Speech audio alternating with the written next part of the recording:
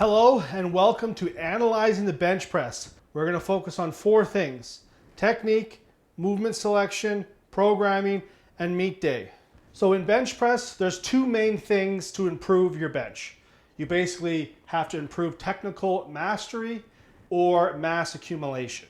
So with technical mastery, the goal is that 80%, that B to B plus range. You want to have a technique that's repeatable, consistent, keeps you injury free, and allows you to maximize your force outputs. Once you get to that efficiency point where you can continually produce repeatable reps and you can succeed in all the programming you need to do and you don't get injured, then you've kind of done everything you can in technique to improve your bench. So the next step after your technique is proficient would be how to put more mass on those joints to maximize your bench press.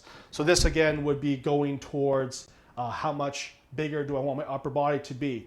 Now a big component or consideration there is if you are in a weight class, you may not have the room to add more meat on your frame. So there you're going to have to kind of discuss your specific goals in powerlifting and in bench press.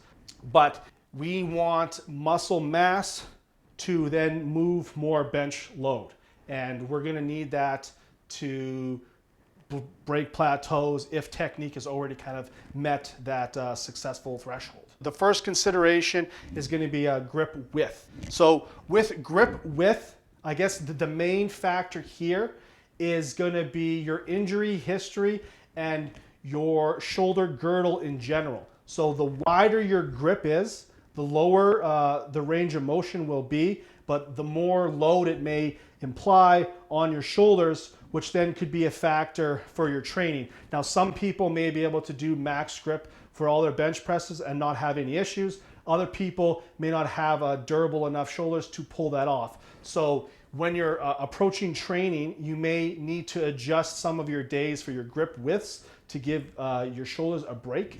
But in general, for grip width, the closer your grip is, the more tricep it's going to be focused on and the lower you're going to have to touch. Now, the wider your grip is, then you may be able to touch kind of on the nipple line, and you're going to be able to use your chest a lot more off of the touch than with a closer grip. The bigger considerations with grip is it's going to be injury and mobility flexibility. Some athletes are just going to have beat up shoulders where they're not going to be able to get to those wide grip consistently without running into training issues. We may have to have a narrower grip just to keep with training and keep with progress. The next component is your wrists, whether you want them straight or bent. The main consideration here is if I have my wrist straight, the barbell is sitting in my hand, and there's going to be a little bit more distance between my hand and my wrist joint. So you're adding a little bit of range of motion on your touch when you're bench pressing with a straight wrist. Now, if you have the wrist bent, now the bar is going to shift a little back, but the bar is going to get closer to your wrist joint. So with that, you may have a little bit less range of motion with a bent wrist. Now, a factor with a bent wrist, though, is going to be the loading of your wrist joint. So this is when wearing wrist wraps would be very important, or just managing your load and how you feel from session to session to make sure that you're not putting your wrist in a compromising position or overusing it. Next part is your shoulder retractions. So in general, you want to squeeze your shoulder blades together when you're bench pressing, as that'll create a secure shelf. Now there's some nuance to that where some people talk about full retraction, which means I'm pulling my shoulder blades together as tight and as hard as possible. Now, the reason why that may not work is if I squeeze my shoulder blades as hard as I can, I'm going to feel my pecs kind of stretch.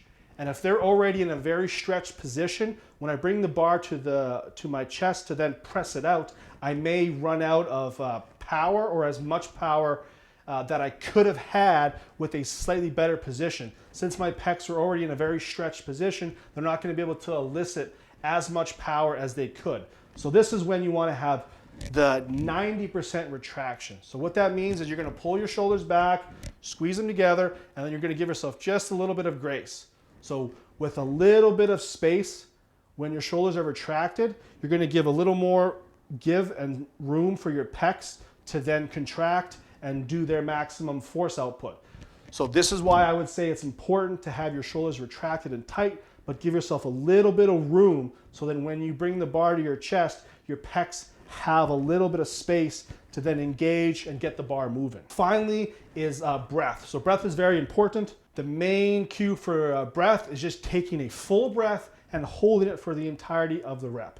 Now, where you want to hold your breath is you want to bear it down. So you want to take that big breath and then brace, and you want to push it down. The deeper you can press your breath down into your stomach while expanding your lungs, then the more tension you're going to be able to generate, and the less likely you are going to feel lightheaded or see the stars when the bar is on your chest or when you're pressing in those maximum moments. So it's important to take your full breath, hold it for the entirety of the rep, but try to hold your breath as low as you can in your body. So in your stomach, pressing out of my lungs, just bearing it down. You don't want to keep your breath in your throat or high in your chest, as that could raise more pressure in your head, and you could feel uneasy or uncomfortable, and then we can run into some of those issues. So big full breath, bear it down.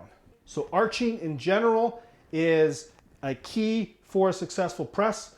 You may not have to arch as exaggerated as some, but any arch is fairly useful. So we can look to the slide that a table has lines and corners, and those corners are weak points in construction and structure.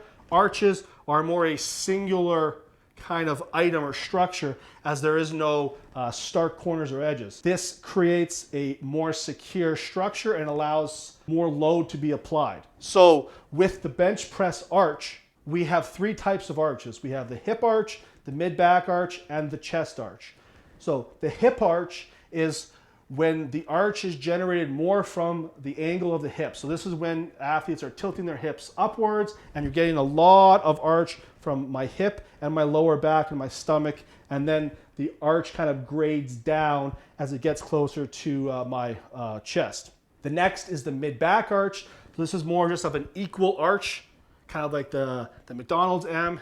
This is when the highest point of your arch is kind of the top of your stomach, just before your rib cage.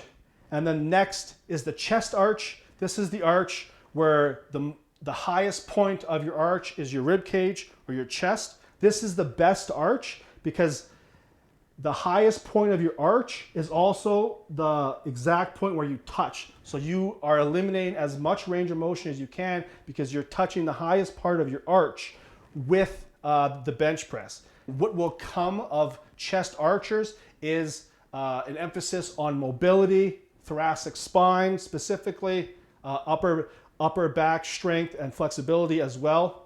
But for the most part, most of you guys are probably going to be in that mid-back or hip range.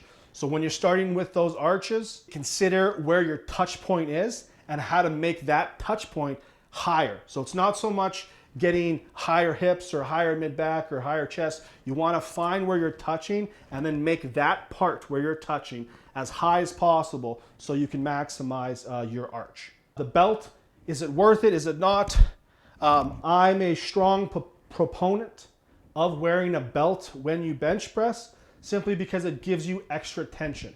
So when you're bench pressing and you're taking that big breath and you have something to push against to give you a little more torso tension, that then allows me to be more stable to then execute my force out of my triceps and pecs easier, because now my base has just a little extra tension and a little more resistance when I'm performing the bench press.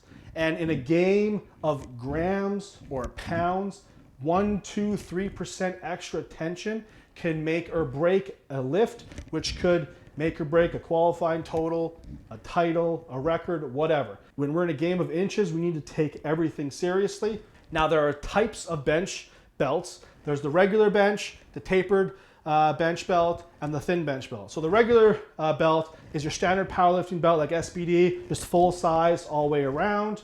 This is a great belt for squats, deadlifts, pretty much anything else barbell related. Consideration with this belt is, since it's full size, if you have a big arch and you wear it when you bench, it may either reduce your arch overall because it's going to jam in your way, or it could cause some discomfort or pain that may not allow you to have the best and biggest arch for yourself. Athletes that have bigger arches are better off not using a regular belt, but if you're more of a flat back bencher, then a full regular belt will definitely help you and won't interfere with your technique. The tapered belt is basically just, it's thinner on the back side and wider on the front. So this kind of solves the problem of the full belt, where now I have a thinner belt on the back, which won't interfere with my arch, and I have more coverage on the front to push against when I'm bench pressing. I think the tapered belt is an excellent choice. I've used one, and you definitely feel that extra tension and support. The next belt is the thin bench belt. So this is just basically a 2-inch belt in width all across. So it's thin, it's very easy to move around and to manipulate, and it generates enough support and enough tension where you feel like you're getting something out of it, but it's never in the way. I use the thin bench belt, and I'm a big proponent of it. I definitely notice snappier presses off of my chest when I'm using the belt and when I'm not. So I definitely see a value. I would definitely consider experimenting using a belt when you bench press. The next is going to be your leg or feet placement. So this is going to be very dependent on how tall you are, your limb length, your mobility, your size. The goal of leg drive is to develop enough tension through your legs that securely keeps your body motionless when you're pressing. In terms of what the ideal leg position is, it's kind of going to be personal preference. But first, you can kind of start with the feet in front of the bench peg, and then you're kind of pushing away from the bench. If that doesn't work, then line your feet up with the peg and start pushing your leg drive through there. If that doesn't work, then bring the feet as far back as possible and see if you can get that like big horseshoe arch, and see if that works. Of course, there's other considerations of your toe angle. So if your toes are straight and planted, you can kind of have direct leg drive being pushed away from the bench, or you can angle out your toes. The more you angle out your feet, the more it's going to torque that ankle, which then will give you a little more stability and security in that position where you just kind of can't move. Now, mobility and flexibility will play a big factor in a very flared out foot position. And then finally is just stacking your joints. So the key part of a successful bench is you want your wrists and your elbows always underneath the bar. So the closer your elbow and wrist is stacked underneath the bar, the more force you're going to be able to produce out of those positions. If your elbows are in front of the bar or behind the bar, now you're wasting energy to correct that position to get your elbow underneath the bar. You're going to have a much harder time moving that bar when your elbows aren't directly underneath them, because you now have to press the bar to lockout, but also you're managing an inefficient position. So you're using 2 points of effort at that point. To remedy these 2 points of effort, you bring your elbows underneath the bar. If you have a closer grip, then that means your elbows can still be under the bar, but you may have to touch a little lower. If you have a wider grip, your elbows may be flared out, but the end goal is always keeping your elbows underneath the bar wherever you're pressing, whether it's close grip or wide grip. The next consideration for technique is a soft touch or a sinking touch. So as we can see in the photos, a soft touch is basically the barbell just touching or grazing the singlet or chest. And the sinking touch is when the barbell kind of compresses into the athlete's chest, and you see the bar is kind of a little buried into the meat of the athlete. So one of the considerations for a softer touch is you should get a quicker press command when you're in competition. Ref is able to see the bar making contact and stopping a little clearer. It also, the soft touch requires a little more control rather than the sinking touch. So if I bring the bar with a soft touch, I'm still holding the weight in my hands. I'm not resting all of it on my chest. Now with the sinking touch, then you're able to kind of rest a little more of the barbell weight on your chest, as opposed to kind of holding it in your hands in the soft touch. So you get a little bit of a relaxation point in that touch, which could save a little bit of energy. Specifically for competition, the soft touch may cause a longer press command because we have to wait until the bar is motionless. And if sinking touch is continuing to sink, then the ref can't give you a press command. So you may see athletes with longer press commands when they're sinking the bar into their chest, waiting for the command. So that could be a factor of why sinking touches may not be the best for you. Now, in general, the bigger you are, the more meat and squish you have, then the more likely you're going to have a sinking touch, just because fat is softer than muscle. So if I'm resting the bar on my pecs and my muscle, there's less compression as opposed to more of a fatty chest. I like to stick with more of the soft touches just because it's more repeatable. It forces the athlete to have more control throughout the rep, and it's more consistent. In my experience, athletes that do sinking touches, there's a little more inconsistency because when you're bringing the bar down and you're kind of resting it on your squish, now it's not as secure and tight. It may kind of bobble up and down or shift, or you may just lose a little bit of that tension from when you brought it down. If you had a soft touch, you'd always be in control and much tighter. One of the biggest take-homes I've noticed over the last few years for myself is the more bench progresses, then the more meaningful and specific your accessories have to become. So we have to move away from 3 sets of 12 of tricep extensions, 3 sets of 12 of chest flies, and then that's it. We need to spend more time on the movements we choose because progress is harder to come by the stronger we get. So we have to, again, kind of hone in our scope more and more as time progresses. Movements that directly connect to the bench press specifically is the elbow extension, which is governed by the long head of the tricep. The long head of the tricep is the part of the tricep that connects the elbow and allows the extension. So this is what locks out your bench press, is that long head of the tricep. That is the important part of the tricep that we should be focusing on. Now, you can't specifically focus on one part of the tricep. Of course, the whole muscle is utilized in all the movements, but getting deep elbow bends is a good starting point for you to maximize your tricep training. My favorite ones are the rolling tricep extensions, the tape press, and the JM press. I think the JM press is probably the best bench press accessory because it loads your elbow so much, so it really forces that elbow extension to constantly be the prime mover of that effort, and it really builds your elbows. Again, big elbows are a big bench. Of course, then there's another avenue would be the scapular retraction. So this would be kelso shrugs or straight arm lat pull downs. Again, the goal is to just build the internals of your shoulder as strong as possible, strengthening those small stabilizers in different ways rather than just being under the load itself. Common problem is potentially issues with the unrack. The first thing is just getting your rack height right. Go to the warm-up room, use the rack that you're going to be using on the platform, find the right height. You never want to have a height where you have to shrug the bar or adjust your shoulders in any way. The right height for the rack height is when your shoulders are pulled back, just need your elbow unlock about an inch, and that'll get you off the rack. You want to make the unrack as easy as possible. So ways to improve unrack issue is straight arm lat pull downs. That's when your arms are straight, you're grabbing the wide grip and the lat pull down, and you're just bringing it down. So this mimics an unrack. You use light weight, sets of 12 to 20. You do 2 to 3 sets once a week, and that'll help build that tolerance of your shoulders and then build more practice of that movement of unracking.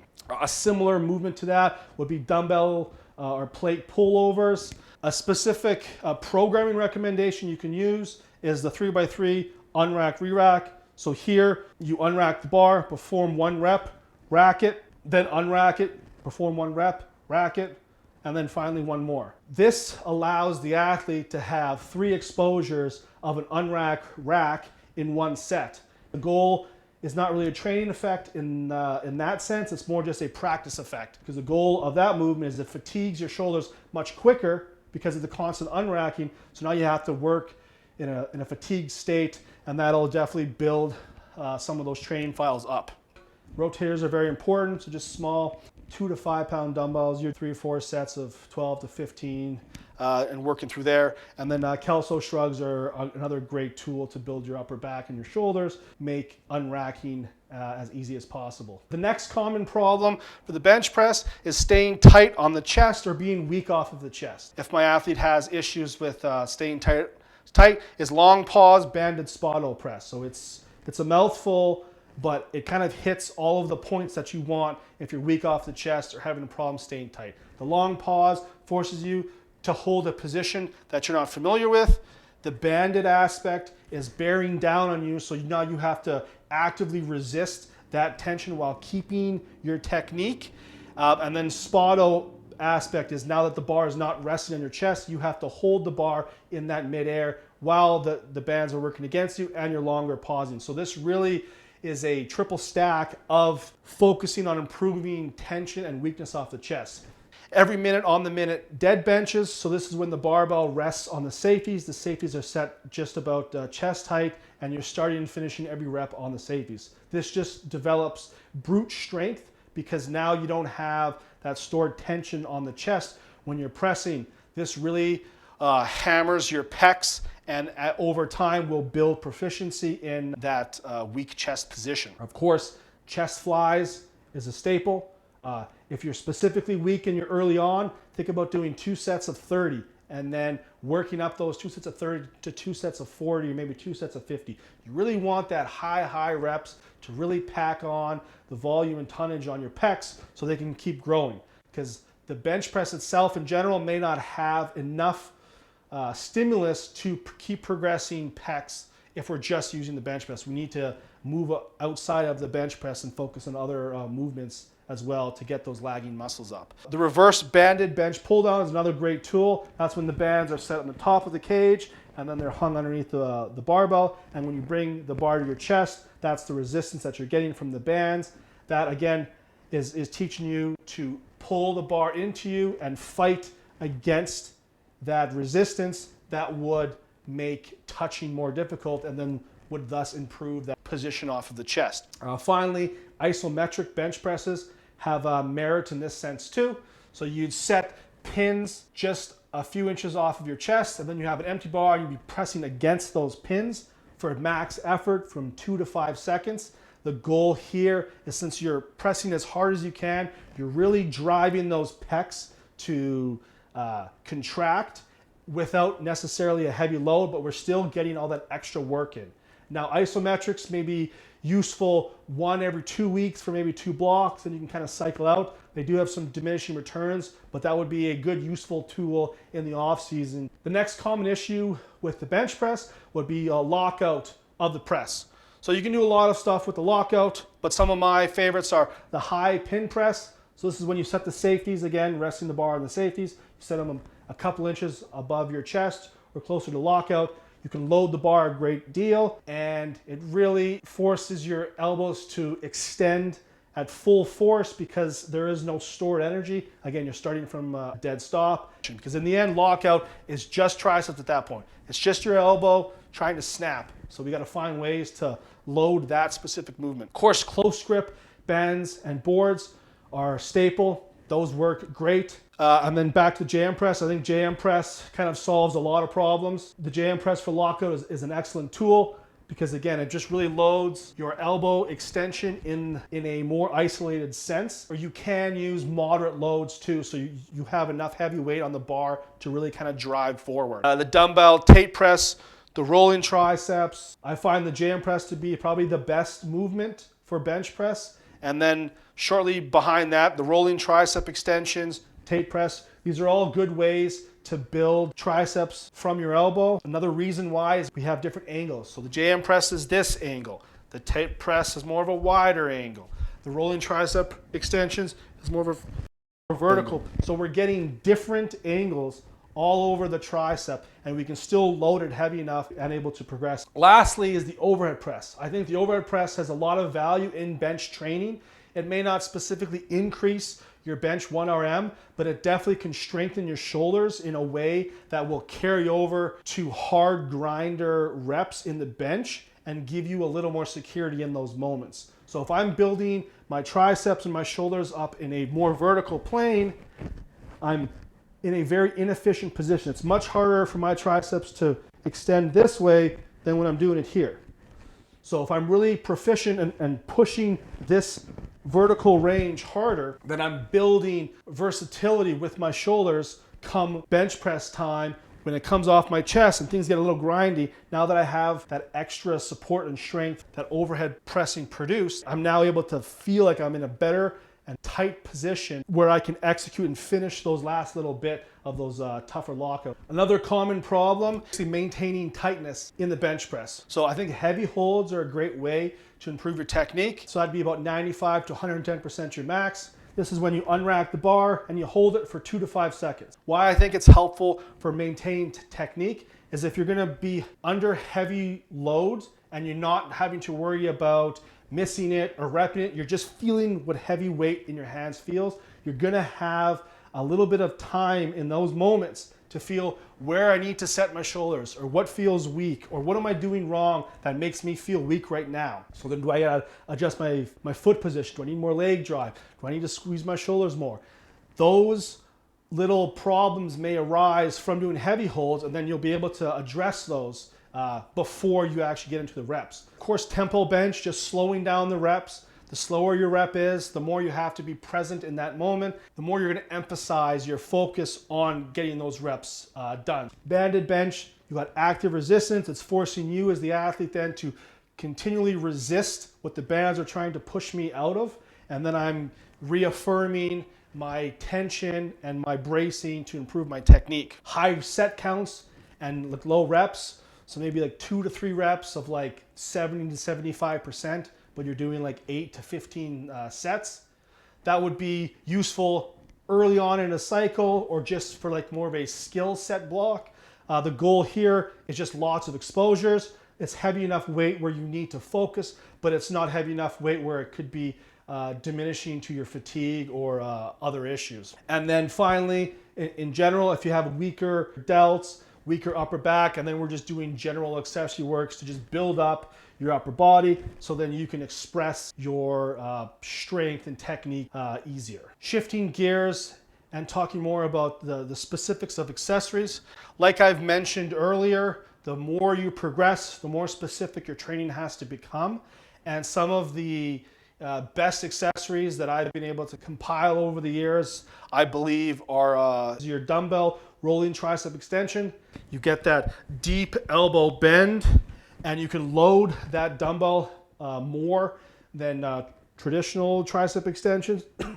And again, you're getting that deep range of motion that forces your tricep to snap and lock out very quickly. Tape press is also very effective that way too, because now we're very similar to what a barbell bench press looks like, in the sense of like we're snapping our elbows in this position.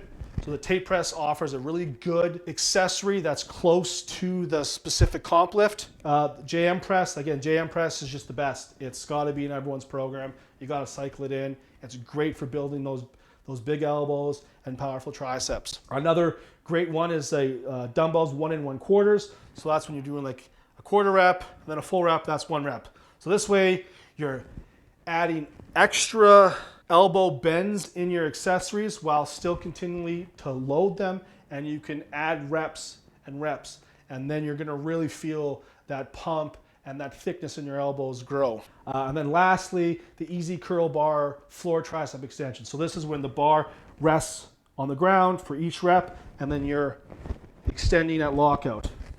This is a good tool because it forces the athlete to get the bar moving from a dead stop every time, and with it being a higher rep accessory, you're getting lots of exposures, and you still have that like brute force aspect in the accessory. So these are great tools to use to improve your bench press. I want to go over upper back training and the importance of upper back with the bench press. So specifically, it adds stability during the bench. Again, a wider base means more control. You may have the bigger pecs, very strong triceps, but if you don't have a back to support that load, you may not get to your full potential as a bench presser because you have a weaker back. The bigger your base is, the more weight you can hold underneath you, and the easier it will be for your pecs and your triceps to express their strength. Stronger your upper back is, the easier it will be to adjust reps on the fly. So if you have a little wonky touch, things that are hard in the transition, when you have that meat in those lats and those traps, you're going to be able to stay in that pocket a lot easier, and it's going to keep more proficient and successful reps. So my approach for upper back training for bench has 3 traits. The first one is a high rep component, so between sets of 12 and 20 reps. The goal here is just to add volume and motion in your shoulder joint without having to use heavy loads. This is great for hypertrophy, and it's low impact on your joints. So doing high rep, low weight work, again, just adds all that extra motion into those joints and help you progressing. Then the next is single arm work, dumbbell rows or cable rows, stuff like that. It's to focus on addressing weaknesses and imbalances. Since I'm only using one arm at a time, I have to not slack or not let my strong side kind of take over. This, again, corrects imbalances, builds our overall tolerance. It's a nice kind of balance to spread out back training over the week. And lastly is the heavy compound. So this is your pedal row, your bent over row. The goal there is a bent over row or pedal row. You can load it up really heavy and you can get that like heavy back stimulus. And you should kind of cheat a bit as well. So the reps don't have to be perfectly strict. Again, this is an accessory movement. This is not a comp movement. So we don't need to worry about competition rules with the bent over row. We just want to get meat on our back. So having a little bit of flex and some momentum when we're doing the row is going to be very helpful. It also allows the back to handle heavier work as a bencher if maybe you're not doing enough deadlifts or you're doing other movements that would allow your program to have more back work kind of included. So that's the 3 principles for upper back work. Again, high rep, low load work, single arm, isolation work, and then heavy compound work. You sprinkle those 3 concepts into your bench programming and you will have successful block. The 3 points, the high rep movements are inverted rows, lat pull downs, and then reverse band bench. I think those 3, you have enough room to cycle through over training, but you're going to get a solid net benefit. Next is the single arm work. So there's the Cobra lat pull down, there's metal rows, croc rows, anything that just requires one arm in a rowing or pulling manner is going to be spectacular. I would specifically recommend Cobra lat pull downs. I think that movement will get your upper back sore in places you never thought was possible. And it really gives you a full deep range of motion where you're getting a lot of movement in that joint and you're really able to pack on meat in your upper back in spots that may not traditionally get a lot of engagement. And then finally, the heavy compound. So that's your pedal row, your chest supported seal row, your bent over row. The pedal row, bent over row, again, cheat a little bit, wear a belt, use straps. Like you want to move weight. You want to do sets of 5 to 6 really, and just kind of progress through there. Chest supported and seal rows are excellent, but most gyms may not have that equipment, so it may not be as readily available. But if you can cycle in heavy chest supported rows from a barbell or even dumbbells in a seal row position or something like that, you're going to get that same net benefit. So those are the 3 principles, and those are some of the selections of movements that you should give yourself a try. So programming here, I just want to provide a general framework of what a week of bench press training would be. So day 1 is usually the primary bench day. So that could be the most volume, or it's the heaviest, or we're just emphasizing a specific movement. With the day 1, I like to have 2 bench slots. So the bench slots are bench specific movements. So that's competition bench, close grip bench, boards, anything with the barbell, that's a bench press. That's going to be in that slot. So with day 1, I usually have a comp bench exposure. I think comp bench should be exposed year round. It may not be an emphasis, but even 1 or 2 sets a week of just comp bench, that can kind of help keep things going. And then your second bench slot will be addressing a weakness. So your weak at the chest, you got lockout, you got unrack issues. Wherever you are in training, you kind of slot that in. And then we have 2 tricep isolations. So those are the dumbbell tape presses, the rolling triceps, the JM presses, stuff like that. And then we have the high rep back work on day 1 for there. The next day of bench training, we kind of shift gears and focus more of a shoulder overhead press. So we would have 2 overhead slots. So this could be like Z press or straight up overhead press or dumbbell over press or incline press, some sort of pressing in a different angle that's not simply flat bench.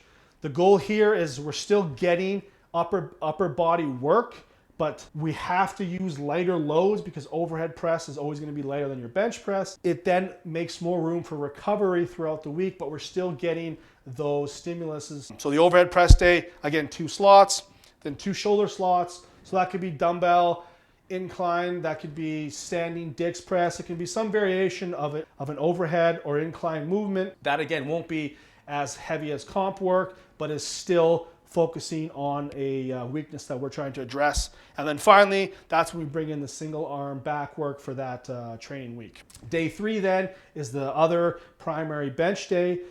Usually would be kind of a volume day or a specialty day, so maybe we would get in kit or something like that. Again, we're going to have 2 bench slots. So for day 3, we may not have comp bench. Again, we're going to, depending where we are in training or programming, those 2 slots are going to be specific to what the athlete needs at that time, but we're still giving 4 bench slots per week. So we have lots of exposure with the bench as well. And then day 3, we have 1 chest slot. So that's just your chest flies. You only really need to do flies, I think, once a week. Again, 2 to 4 sets, make them count.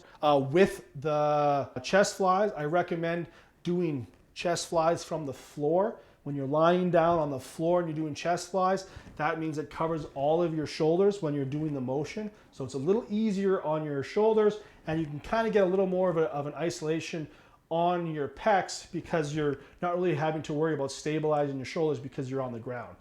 Finally, in day 3, we add 1 more tricep slot because again, we want to hammer those triceps constantly.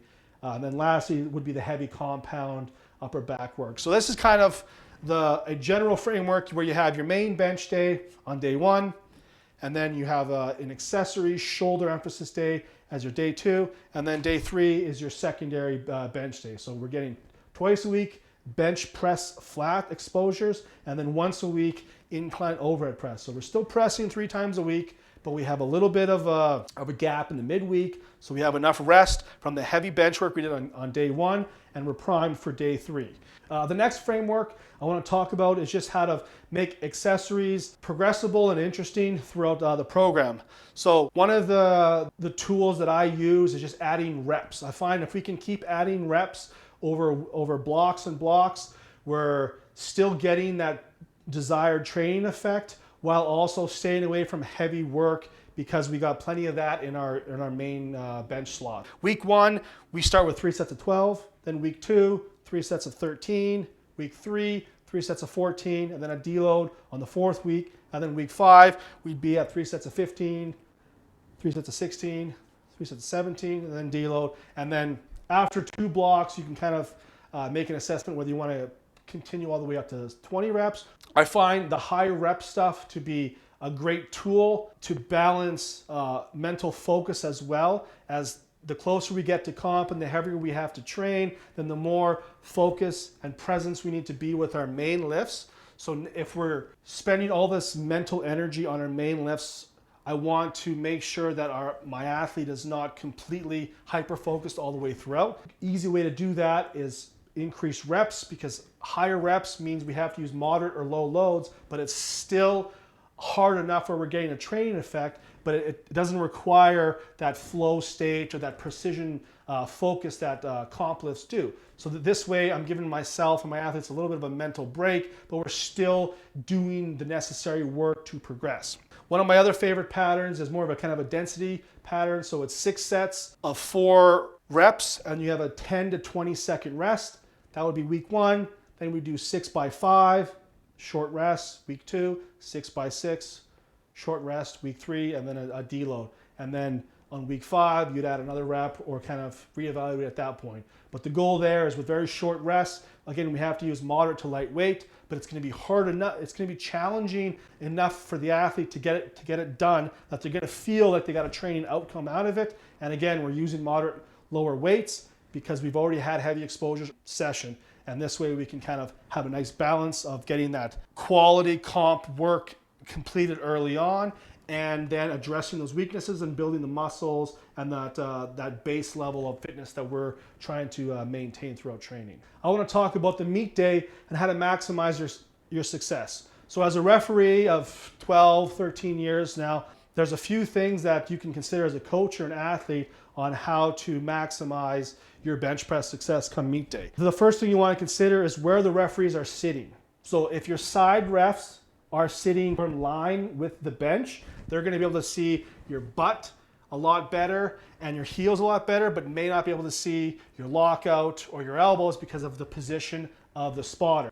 Ideally, you want the refs to be sitting kind of far back from the platform as a side ref, because you really can't see anything as a side ref. So it's a lot easier to kind of allow some wiggle room. But more than likely or not, you're going to have referees probably kind of just directly to the sides, and they're going to have a better view.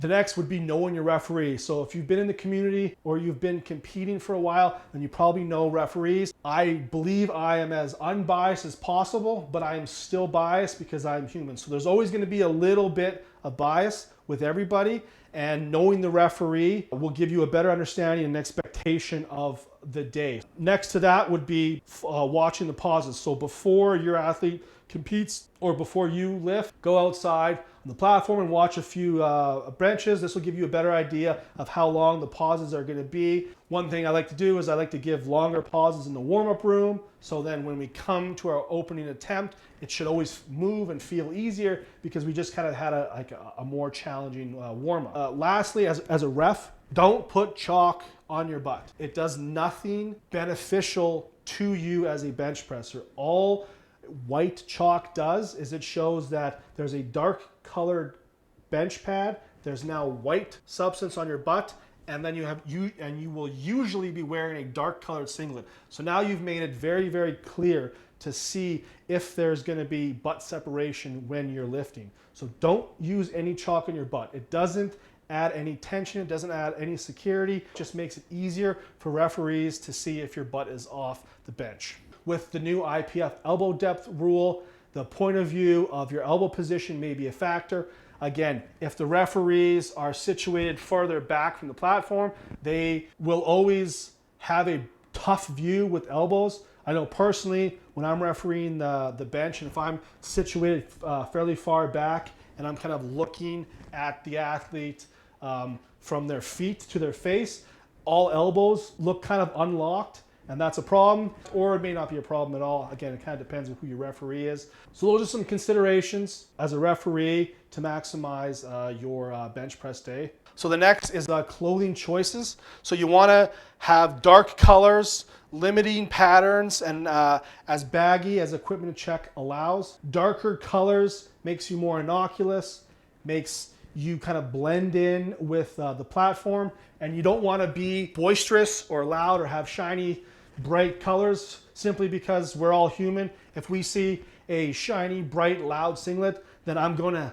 fixate on that, and now as a referee I'm going to focus a little extra on your lift, not because I have anything against you or anything like that, just because now that I have this novelty in front of me, or the stimulus in front of me, I'm going to fixate a little more. So now you're giving referees a little bit of like a wake up to focus on your lifts, which could be problematic. This is why I think, again, dark colors just kind of go with the flow, blend in with everyone. So the rule is you kind of want a form-fitting t-shirt, kind of like what I'm wearing now. But if you can get away with a little bit of a baggier shirt, then it's harder to kind of see where the elbow depth is.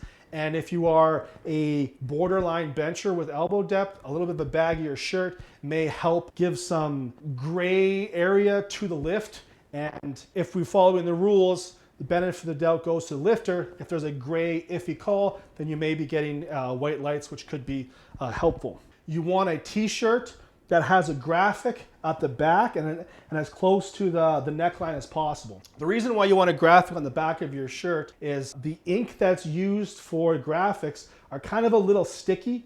So when you're setting up on the bench press and you have a graphic on the back of your shirt, that kind of ink gives you a little more stickiness and tension into the bench. So you could have a little bit of a tighter setup because some of those benches over the flight is going to have a lot of chalk and may become slippery. So having a little bit of that extra stick or that ink coloring on the back of your shirt can help you get a little more tension.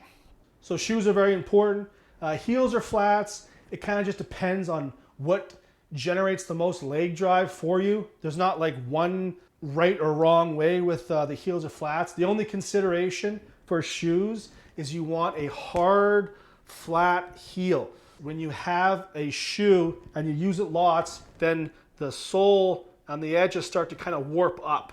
And the rules for IPF powerlifting is the shoe has to be flat, or as flat as the shoe allows on the platform. So if you have a older shoe that is starting to like bend upwards, it's going to show the referees that your foot may not be as flat on the ground as they expect, and you may not get a start call, and that could kind of screw you up for your attempts. Whatever shoe you want, heeled or flat, really think about having a secure, flat, wide sole, so then when you're setting up for the bench, your feet is completely in contact with the platform and you won't have any issues. Converse and those notorious lift slippers, those are bad shoes to use for benching because they round really easily.